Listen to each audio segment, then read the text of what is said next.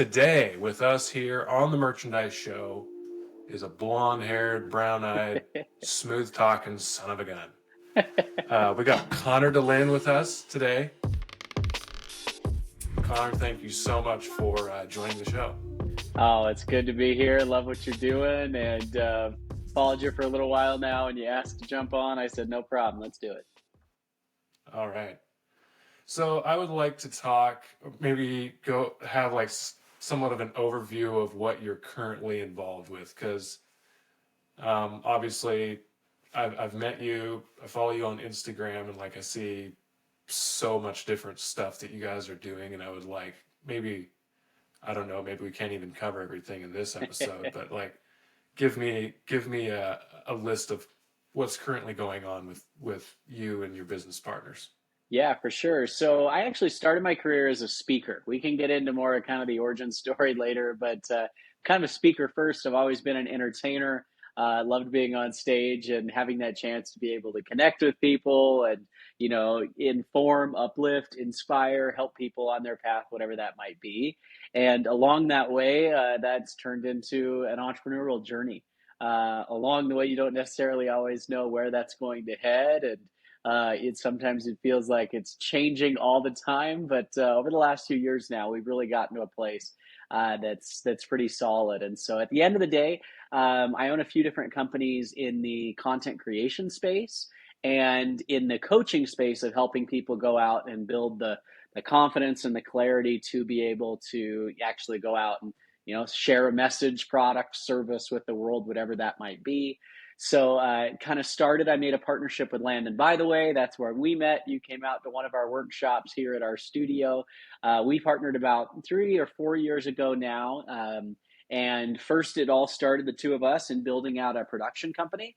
So we built out a production company where our clients we're doing social media content for brands and individuals, and then we built up a studio as well. So that's where you've come and visited, right outside of Salt Lake City, Utah, and we have a space that people come in and film, and we use as our home base as well. What's interesting with that is I am not a videographer. I am not a technical guy. Like, I don't even know how to turn on more than half the equipment inside this building. So I'm the visionary. I definitely have worked with Landon for more of a strategic side there. And I'm good with people, right? So in acquiring talent, showing the vision, getting people on board, we've built an awesome team over the last couple years. And then along that way, we basically got ourselves to a position where we were able to acquire Fulltime Filmmaker. So an online education company that's really the gold standard for helping people create video content. It was one of the OG online courses.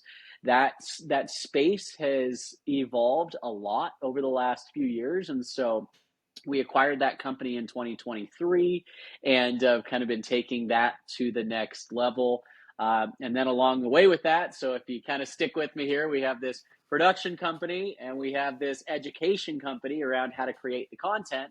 The question that a lot of people are asking is, well, what do I say, right? Like, a lot of people, they get the equipment, they get the cameras, they're all ready to go, and they realize, like, well, what is my message? What am I trying to do? What am I pushing? And the strategy behind that.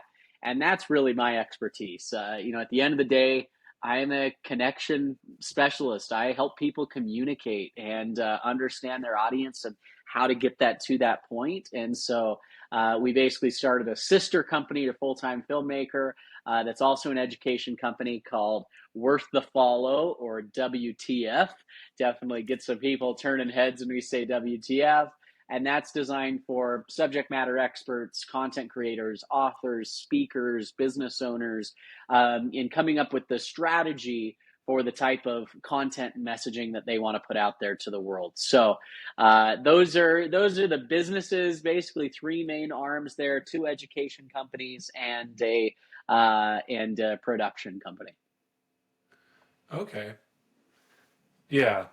So you were at the Happy Creative launch. Yeah. Is that are you part of that, or is Yeah, that it all Landon's is. deal? So Happy Creative is actually a Fulltime Filmmaker product. And so it kind of comes off as a different company, but it's under the Full-Time Filmmaker umbrella. So yes, I've been heavily involved in that, and Landon and I have kind of ideated that for the last few months and just launched this. But really, the focus there is on community, and I think that's what people are asking for and craving more than anything else is for connection, especially in a space where people often are solopreneurs. They are, working remote, they're digital nomads. Like, they want all of the excitement of not having their own boss and having the freedom and flexibility. But what that comes with is you're kind of lonely, right? And you don't have that connection in that group. And so it really made a lot of sense to kind of build that out of the Full-Time Filmmaker audience and just do more to create community. And then, where the Full-Time Filmmaker education is more technical, this is much more mindset and personal development focused, and obviously that makes a big impact on your business. So you said that you started all of these businesses with Landon. Did you have any businesses before you met Landon? Anything that you just Yeah, started by yourself? yeah. So I've always had a bit of an entrepreneurial spirit, but I kind of had to figure out you got to pay your dues a little bit too, right? And I know this is something we're already getting into some takeaways, because I know your audience is that younger audience, like 15 to 30. I would call it that Gen Z now, or the lagging millennials that are toward the end. And I think what's tough with that is, like, there's so much out there right now about be an entrepreneur, get out there, do stuff. But I think that all comes in the disclaimer of, like, you still have to work hard, you still have to pay your dues, right? And put yourself in situations where you're in the fields you want to be in, and you're around mentors and learning from people who are good at what they do. And so that's really where I started. Like, I jumped into the speaking world really young because that's what I knew I wanted to do. I didn't necessarily understand it, and I was an employee. I was around really good people and watching what they did and really learning the business. And then I also joined a startup pretty early on. So I was with it was a tech company in the social media space. So in the content space, we did a lot with influencers and creators. I came on at the number 4 of that company, and really helped grow it to, by the time I stepped away from there, we had about 25 employees and had an exit there. And so it was really nice, because the risk wasn't on me there. I didn't have, the money out. I wasn't the one worried if we were going to hit payroll at the end of the day. It was a risk in the sense of we didn't know where it was going to go. And I probably could have made more money elsewhere at that time. But it was such good experience to be able to see the growth of a business there. And then once I left that company, I did have a couple other ventures that I started that didn't have the kind of success that I'd hoped for. I started a podcast on my own that wasn't necessarily meant to be a business, but I did that, and experienced a lot of that, which you're doing now, several years ago. And then really, I think, found my footing when Lan and I started working together, and basically total, it's about 4 or 5 businesses now, but those are the main ones I just walked through.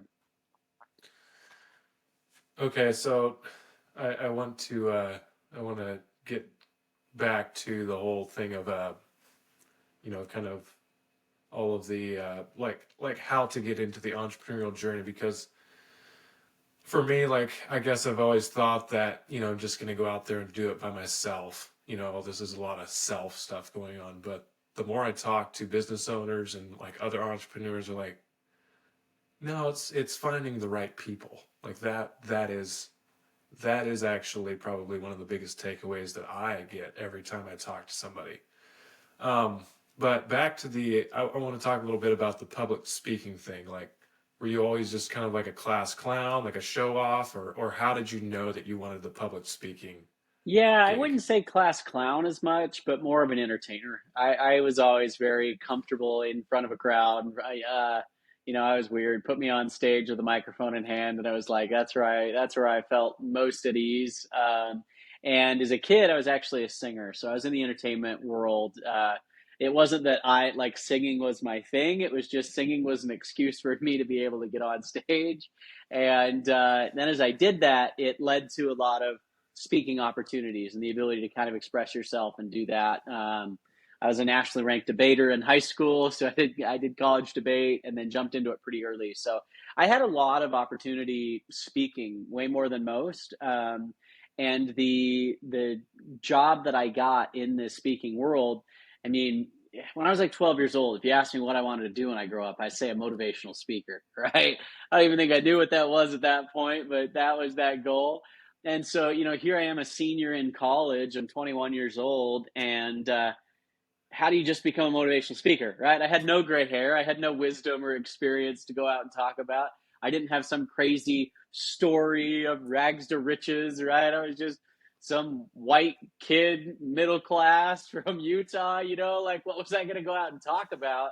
And basically I had some people tell me, well, go speak for an established company, right? Like there are companies that you can go speak and train on their topics, their content. And so I kind of broke my way into that world. I was very young. I kind of had my age working against me all the time, trying to pretend I was older than I was, like I was 21 and I looked like I was 16, but I hoped you thought I was 23. And anyway, it led to a lot of those opportunities. And, just like anything, you get to the point where you get tired of like talking about someone else's stuff or teaching their material or selling their product, for people in that world. And, you'll know when you start to really feel that, hunger of like, man, I'm ready to do this on my own. And then you take a risk from a place of, some stability. Yeah. Like looking at public speakers, okay, and like I've thought about that career path before as well. But I look at that and I'm like, exactly what value does a public speaker bring, right? Like Sure. can't anybody just get up on stage and just, you know, rattle off some talking points? Sure. Yeah, it's a really good point. I mean, to me, what makes the difference between like a good and great speaker is like anyone can get up there and provide value, right? I think that's what's talked about a lot in the world today. Like, oh, are you providing value? Are you doing this? People can go entertain, they can get people pumped up, they could go, share some interesting stuff, but that doesn't get the job done at the end of the day. Like, those that really are good at what they do, they are leading people to action, right? They're telling a story in a way that is, evoking emotion enough so with then action steps that people go out and do something about it. And so, often those speakers that are doing the best, they have tools, they have resources, they have, systems to follow or to plug yourself into. And that's always where I've been. I didn't, actually, I don't, I'm not a motivational speaker, right? I'm not someone that gets up and talks about how you need to try harder and what's your morning routine and these types of things, right?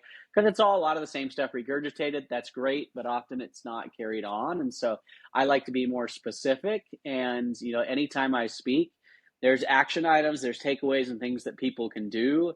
And then, every time I'm on stage now, there are people that are reaching out for further coaching or for, content production from us or actual strategic implementation. And that to me is when you really, are applying what you talk about. And it's the difference between, truly someone that's making a difference and then someone that's just getting up there and talks well.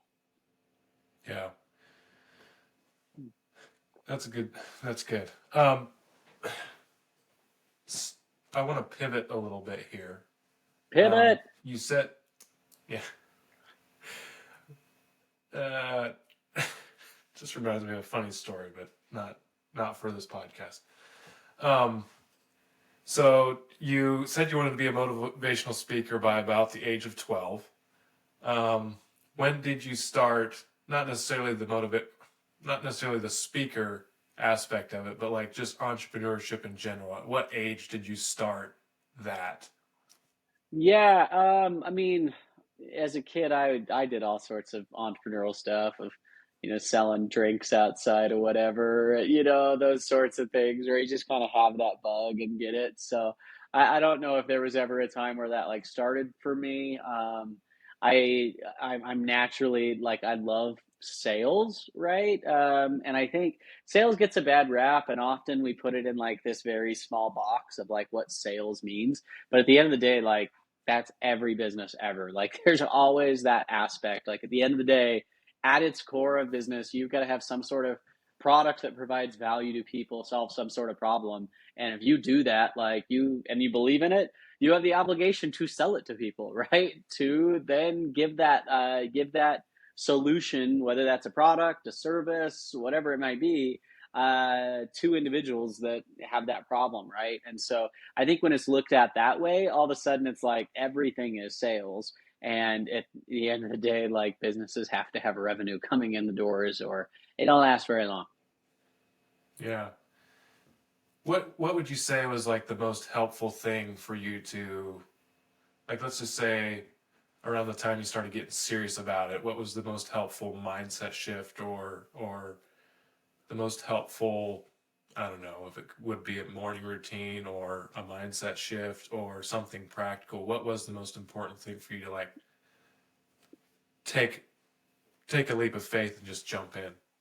In entrepreneurship, Yeah. you're saying, yeah. What I always say is I think this is true for life and in business. Like, you should always be pretty clear about two things. One, like get really clear about where you want to go, right? Like what is the vision? What is the dream? Where do you want to end up? And I think one of the best ways to go through that, I call it a blue sky thinking session. I had a mentor that talked to me about this concept, and he basically said, okay, you should look at your life and go, if fear weren't a factor, if failure wasn't an option, and money wasn't an issue, right? Like you take all those things that typically stop us from our ideas, and you could do anything, like what would you do? Paint that picture. What would that look like, right? And when you allow yourself to like let go of the fear, money's not an issue, time isn't an issue, like what would that be? And you start to get clear about that vision, right? That as lofty as that might be, that becomes this like path of where you want to go. And then from that, the only other thing in my mind that you need to be confident about is what is your next step, right? Mm. And so I think we often feel like, man, we have these visions, we have this goal, but we try to sit back and like map out, the next 18 steps to get there. And that's just not how life works. It's not how business works. So to me, like if you know where you want to go, and then you feel really confident about the step you're on right now, if you do that, the right step will then present itself when the time is right. And in the very same way, if you feel that what you're doing right now just isn't clicking, you're not in flow, it's just you feel like you're banging your head against the wall, then like look up what is a better next step. Like, are you focused in the wrong place? And if you sit back and expect that your next 4 or 5 moves are always going to be super clear to you, you're never going to do anything. And so, the story I think of our last 4 or 5 years has been, man, we have a vision, we have a dream, it's out there. And then what does this look like right now? And do we feel good about the steps we're taking right now? Yeah. So, I mean, I've heard this story before, but I guess just for my listeners, maybe briefly touch on how you and Landon kind of linked up, got together, and started doing business together. Have you guys known each other your whole lives, or is that just like a more recent thing that you guys met? We went to the same high school, but I'm like 4 or 5 years, I'm 4 years older than Landon. And so I didn't like know him in high school, but knew of him. And then I had, with the startup I was with, we needed some marketing content, needed some video, and I actually hired Landon to do a project for us. And so I got to know him just through that project. And then we kept in touch for a couple of years. I was still at that company. He was doing his stuff at Fulltime Filmmaker, and then we kind of circled back together, and we both found each other at pretty similar spots in life. Like I was just about ready to leave that startup company. I kind of had that entrepreneurial bug. he was feeling the same way. He was looking to step out, and then we just started having some conversations. It didn't start right away like, oh, we're gonna do business together and here we go. It started as a couple projects, and that went kind of well, and then all of a sudden it becomes, more and more. I think one of the strengths of the partnership with Landon, and advice I give to people all the time, is it really does help to have someone else involved in what you're doing as an owner. Like I really, like, you are still an entrepreneur if you have another partner that is in business with you, right? And that will create a bond that is very different. You'll never be able to have the same sort of bond with an employee because they just don't feel the stress, they don't feel the struggle, they're not in the trenches in the same way that you are. So having a partner is really helpful, but what I always say with that is often we tend to find partners that are just like us, right? So like we work with a lot of like videographers, right? And they will be like, "Oh, I'm going to go into business with this videographer." And it's like, you guys both do the same thing. Like your skills are the same. That's what brought you together. You're very like-minded. You get along well, and you're like, I'm going to start business with this person. Where really you should be looking at it and say, okay, how can I find someone that's as different as me as possible? Now, I still want to have similar philosophies to them and get along with them and agree, but skill sets very different and approaches very different. And so that's been, Landon and I, our talents are in such different planets from each other. We're not competitive with each other. We both know we're very, very good at our craft. And, I think there was a realization once we got going in business that, we kind of talked to each other and said, you know what?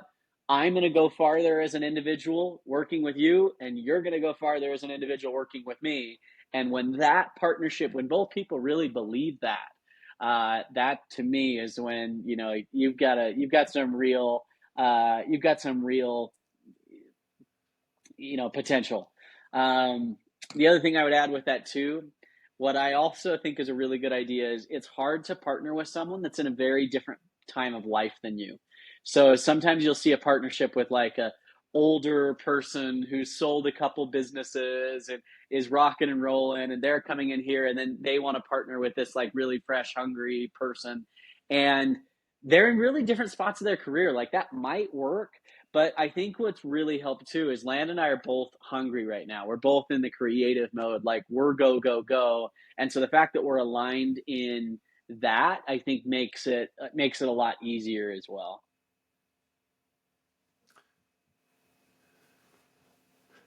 Do you guys make any mistakes in all of your businesses, or everything just goes smoothly? We never have. Yeah, we've never had an issue now. I mean, yeah, that's part of the game. And I think, that word mistake's really interesting because what I think you can realize is like no mistake is so fatal that you're gonna like lose everything, right? Of course, from a financial standpoint, like you want to be as smart as possible and don't make decisions that, if they don't pan out are gonna totally put you in financial ruin. But that's part of it. Like there are no mistakes. You're figuring things out. And often what happens is like you make a plan and you think this is what needs to happen and you push, push, push for it, and that doesn't work out, but then what ends up coming from it actually is way better than you could have even thought up, right? So, yeah, that happens nonstop. What were you doing around the time, like right before you guys started Studio? Because like that was the production company. That was the first business you guys Mhm. started together, right? What were you doing before that? So I was with the startup, and I basically ran all their like marketing and Uh, sales, and then I had my personal podcast. So yeah, that was more of just like a passion project.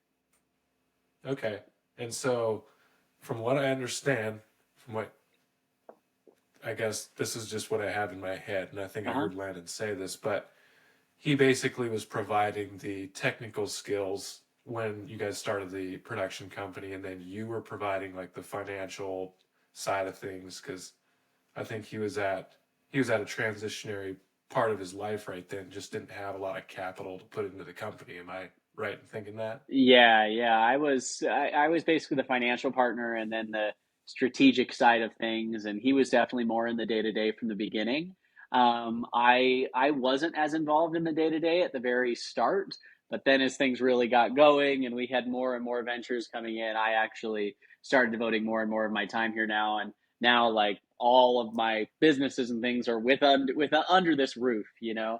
And we also know like projects that are mainly his, and he comes to me to bounce ideas off of and get my thumbs up every once in a while. And there are things that I do that he's not involved in and doesn't see the day to day, and we're just keeping each other, updated on things like that. So it's good to have some ownership.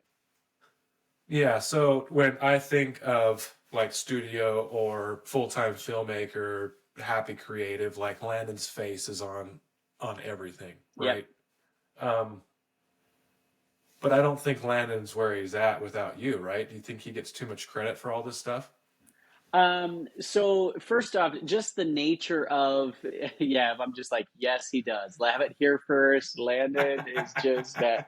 I mean, yeah, he would tell you the same thing of like, he, what we were able to do as Studio, the production company, get to this point, probably the conversations about acquiring Full-Time Filmmaker wouldn't have even happened if it hadn't have been for that, right? So there's definitely that understanding. Now, I am not a videographer. I am not a content creator, right? It makes no sense for me to like, oh hey, now there's this blonde guy in here too that does this, right? Like it is very well known that like that style of business has to have a face, right? And it has to have a voice, and that's Landon. There's never been a question about that. And so with the day to day of Full-Time Filmmaker and Studio, I am happy to be a behind the scenes guy, and that's actually one of the reasons we created Worth the Follow, was I have a great face. No, but it was the fact that I do like I am a subject matter expert. I'm good at what I do, and so introducing WTF and Worth the Follow, like that is my brand. I am the face. They wouldn't know necessarily who Landon is or understand that partnership just from watching it. And I've got a book coming out this summer. Like I've I spend a lot of time on stages, and I am very much in the spotlight there. So it's funny. There are definitely times where, he's in the spotlight and I'm backstage. And then, I mean, just a couple weeks ago, we were at an event in Miami, and I'm the one up on stage speaking for 45 minutes, and Landon's backstage with me taking my behind the scenes. So it works well that way. But yeah, that Landon guy gets way too much credit. Yeah, no. No, I don't have any hostility. I'm not trying to throw any shade. I'm just trying to dig Teasing you. into like what does that partnership look like, and how can somebody get the right mindset to work with a partner. Um, you went to college? I did, yeah. How was that? You know, I really like loved high school. I was always a good student. I was in at that point, but I'll be real, I got to college and I was like, we are all talking about the real world. The real world is right there, right? Like to me, once I got to college, I was just like itching to get out in the real world and do it. I always remember this moment where the school was advertising mock interviews. So like, prepping people for a job interview and mock interviews, and I like looked into it, and the people hosting the interviews, like doing the mock interviews, were like seniors, and they were in college and had never had a job. And to me, that just seems so backwards. Like, oh, I'm going to go practice interviewing for someone that's never had a job and never done this, right? And it's like when you're in college, there's not that sense of like, oh, I have to go through this gate in order to do that. And so, yeah, I definitely kind of jumped in. I got through college really fast. I got my associate degree in high school and finished my last year online. So I didn't spend a whole lot of time like as much in the classroom as some that like take forever to find a major and do their generals, and all of a sudden they're 6 years into a 4 year degree, which is all too common now. And especially if you're doing that without a direction or without a goal, you're just doing it because you got to do it. Like, nah, don't go to college just cause. So somebody that wants to be an entrepreneur has that bug, like you said before. Yeah. Are you going to recommend college? Like, is it useful to you now, or would you say, just skip it, go get real world experience? So there are obviously things that you do that like you have to have technical experience for, right? So I think there's certain jobs that it's like you have to do that.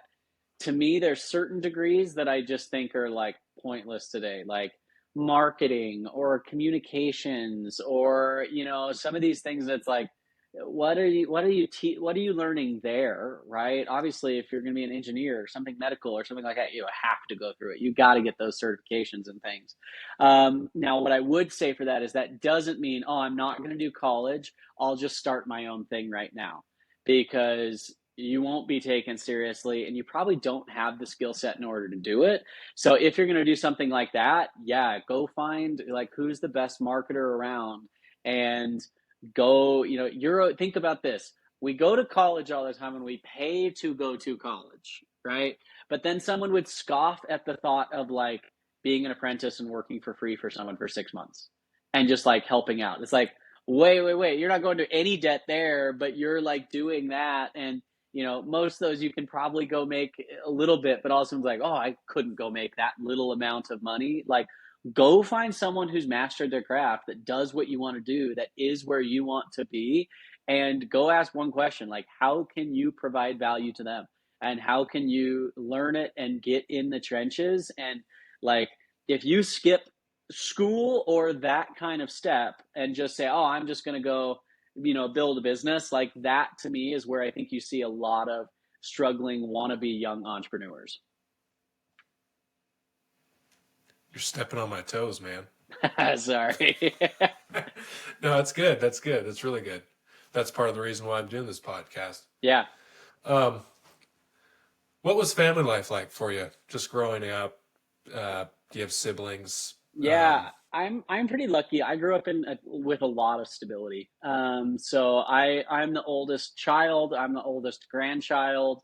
So I was the like golden boy. I came out. It was just like I had all these aunts and uncles and grandparents that were just excited, and I was like did not want to be a kid. I came out of the womb just like ready to be in charge, and I was just pissed off that I couldn't talk. Like, this is so stupid. No one told me I had to come down here in this stupid baby body. Like, I was all ready for this life. What the hell is this? So, for me personally, like I hated being a baby. I hated being a kid. Like, the worst insult you could give to me was sitting me at the kids table. Like, how rude. And it was like, I wanted to be in adult conversations. I felt comfortable there. And as far as like my parents, I think I was raised with this thought process that I could do anything. That was very aspirational, and pushed me to do that, not fear driven. In fact, there's a story I tell pretty often, that when I decided to step into the speaking world, I went into this company. It was the largest training like seminar company in the world at the time. 21 years old, said, "Hey, I want to speak for you guys." And they're like, "Yeah, that's cute, but like you look like you're 16, like you're not speaking for us, but you can come be on the crew." And so crew was like set up, takedown, like customer support, helping people out, like kind of running the events, right? So I agree to that. And I kind of looked at it as like a trial process. I mean, interestingly enough, I took this job when I was still a senior in college. I knew I was far enough along that I could finish online if I wanted to. And I said, all right, I'm going to go do this. I'm going to give it 4 months. If I hate it, I'll treat it like an internship and go back to school 4 months later and just skip a semester, right? If I love it, I'll finish online and stick with it. And so, anyways, I go to the first event, and there's two speakers at the event. The first speaker is like this 65-year-old KG veteran, just like so smooth, likable guy. And then the second speaker is this like Southern Baptist, like 45-year-old, just so fast. He could have passed around a collection plate and just had it like filled, like at any moment in his presentation. Like, they were good, right? And I'm watching, and I'm like, I mean, I was serious about this. I'm 21. I'm like, I can do this. I'm like, I think I could pull this off. And I called my mom at the end of that first day, and this was like a thought out answer I gave her. I said, "Mom, I think if I stuck with this and I really like tried, I learned, I paid my dues, I think I could speak for them within 5 years." And at the time, the youngest speaker in the company was 35, right? So 5 years for me, 26, that to me is like breaking records, like so young. I'm like, I think I can do that. And so I said, I think I can do it in the next 5 years. There's a pause, and my mom says, I think it'll be sooner than you think. And to me, like that phrase right there, sooner than you think, there's nothing better like that you can help your kids from a mindset standpoint of like not only can you do those things, can you dream big, can you achieve what you want to do, but you can get there sooner than you think. Like there's no need to, oh, it's got to take this long, or I can be there when I'm 40, or I can do this. Like if you really have that vision and go, like you can get there sooner than you think. And when you open yourself up to that, that's what happens. So interestingly enough, in my case, so I was enjoying it. I'm working crew. And what am I doing? I'm listening. I'm learning the presentations. I have a pretty good memory and I'm like practicing it in the shower, right? And sure enough, about 5 months into being with the company, a speaker got sick. The company was in a pinch, and we're in Boston. Our speaker's not there, and I'm like, I can do it. And they kind of look at me and they're like, are you serious? And and there are 5, 6 other guys that could have done it, but they all like, oh no, I can't do it. That stresses me out. And I'm like, yeah, I'll do it. So I stood up in front of the room. There were 100 people in the room. I was the youngest person in the room, and I did pretty well. Like I did well enough to get an invitation to speak the following week, and then did really well that week, and then didn't look back. I spent the next 4 or 5 years with the company, and I spoke in 47 states and 8 different countries. And by the time I was 26 years old, I don't know if you've read Outliers, but Malcolm Gladwell's Outliers, he talks about the 10,000 hour rule. And he talks about really to master your craft and be an expert. Like if you can get to 10,000 hours in your craft, and I got 10,000 hours of public speaking by 26 years old, and just got those reps. And so, then what was cool is I'm 32 years old now. I am still so young. Like I am young, but in the industry, I have so much experience. I have a good reputation. I have a lot of good connections, but I can still now play the youth, right? So go get those reps early, go make those connections, go like just be in the rooms that you want to be in. And what you'll find yourself is sooner than you think. Like you're still going to be young, but you'll feel like you belong there way earlier than you might have thought. Okay, that's great. Like that's an awesome story. But one thing that I really want to touch on here is you were okay with this taking 5 years. Mm-hmm. Okay. Something that I've seen myself, excuse me. Something that I've seen myself, and I think a lot of other people today is I don't want to wait 5 years. Yeah.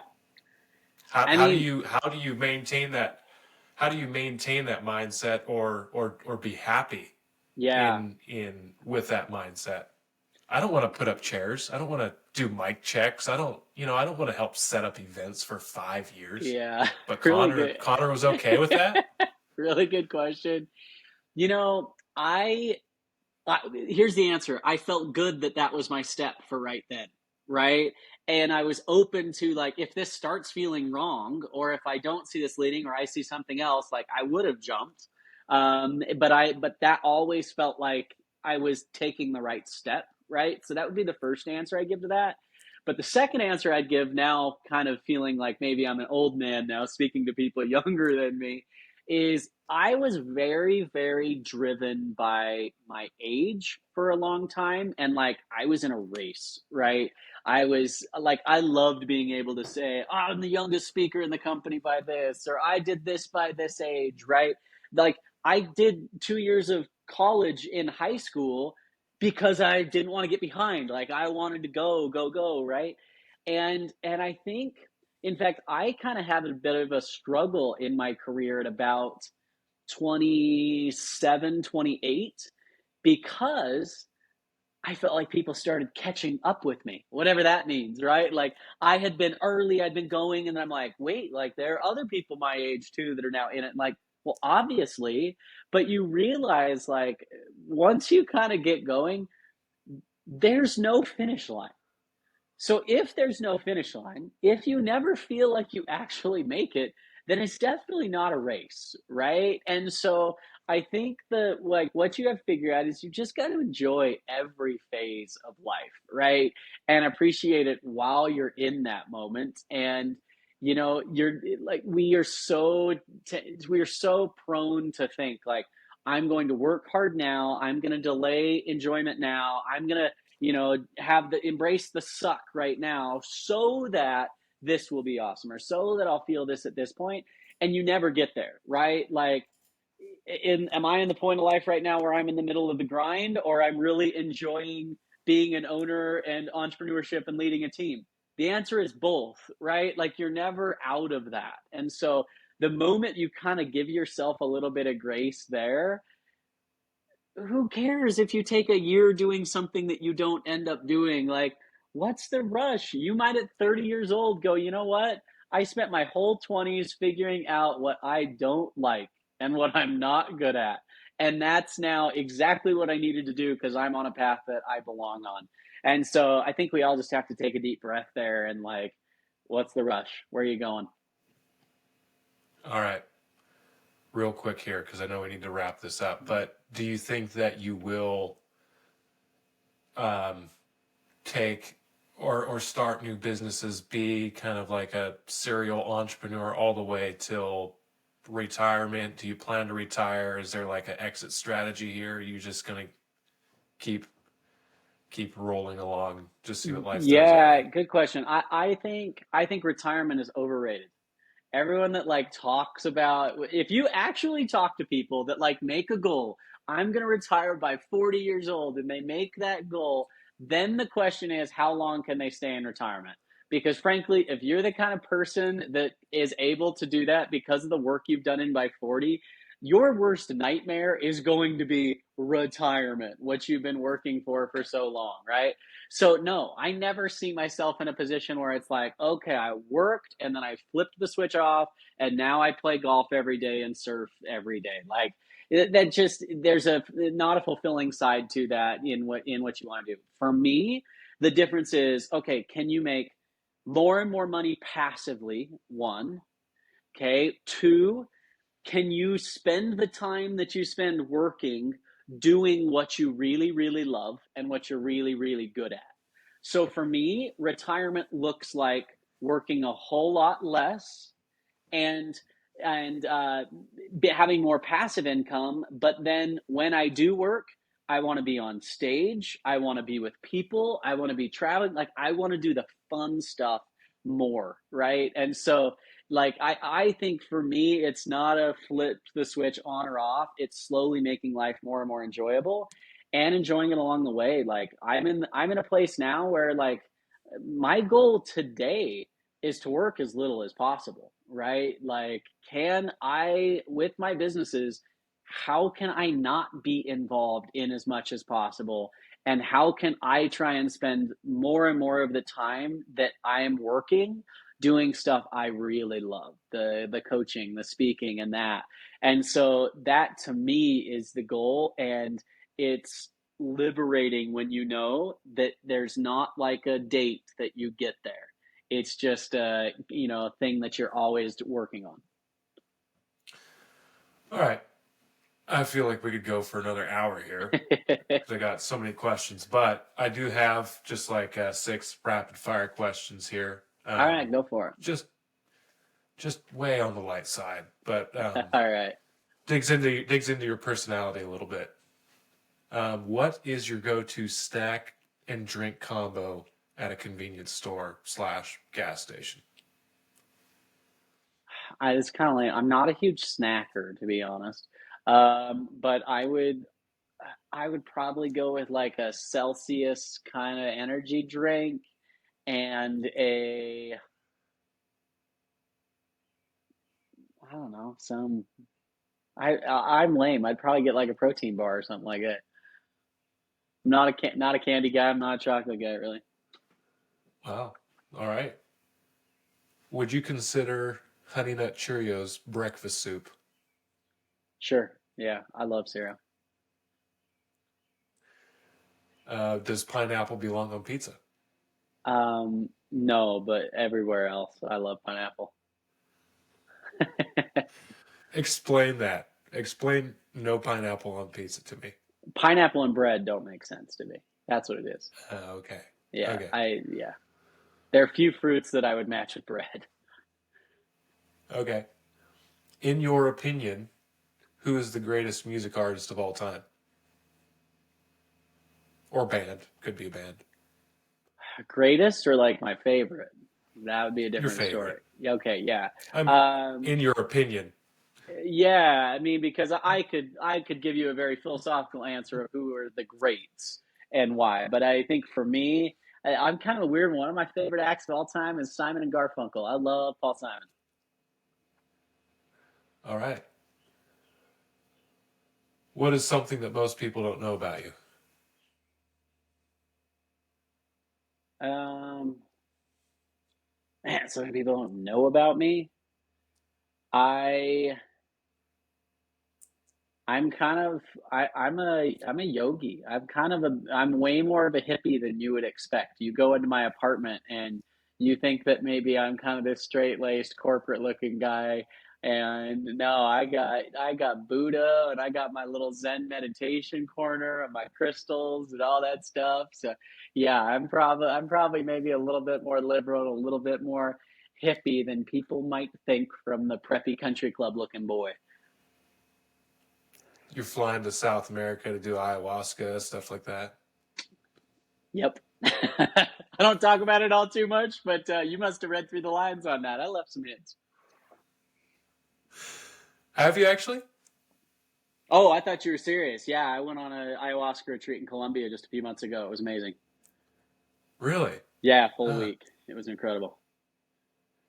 I Well, that, thought that's why you said that because I didn't come out and make a huge thing about it, but for those that knew, they would have known probably what I was doing there. I had no idea. That's I really had no funny. idea. Yeah, and I love South America too. So you hit a hot pot for me there. All right. Um, if you could have dinner with anyone from history, who would it be? And Um, that's all the way up to the present day. Yeah, I would probably say George Washington. I'm a huge history buff. I love the founding of America, and like my favorite phrase when we talk about America is the American experiment. Like you want to talk business, you want to talk about entrepreneurship, like these men got together with an idea and it was just this ragtag like what if we tried an entirely different system of government? And not only did it work, but like within 50 years almost the whole globe had followed suit. Like it is insane to me the wisdom that they had, the way that they studied history, and were able to set the precedent for what this looked like. And I think no one should get more credit than that than George Washington. Um, Mainly because of his decision that he made. My chair is losing on me. I'll start going down. I was like going out of the screen.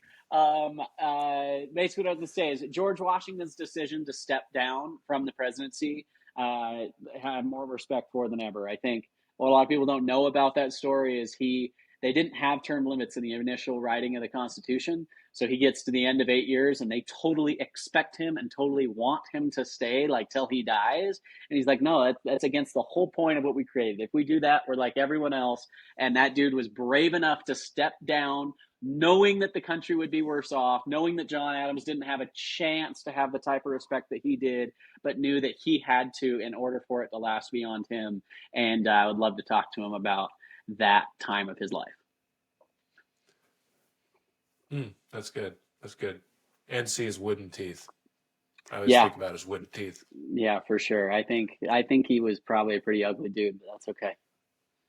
And he was a large, large dude for that time too, who All right. was they Do you have called him anything? pear shaped. I don't think that's a Did compliment. they?